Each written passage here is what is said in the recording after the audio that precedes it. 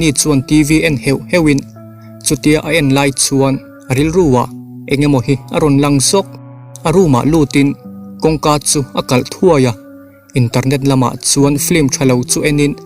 akikor kong te po chu aron thol sot ta hle ahna azo nuwa akut silin ado kan lam apan le thuaya a laptop a han en le chuan message pakhat hi a mulol mai ta chuan ithil ti kha kan mu vek ti thu alawin ziak video anron da tel chu a en thuaya chu ta le a maloka athil ti lai chu chiang takin alo lang kul mai keni chu aron boita man mo takin a laptop camera chu a hlia wat chumi nuwa message dang hi dong le in a phone number anron dila kan thu I oilo ani vai chuan I video hi adar nga lang ti in anron vobok keni po a boy tul ai ngai tua fe nuwa a number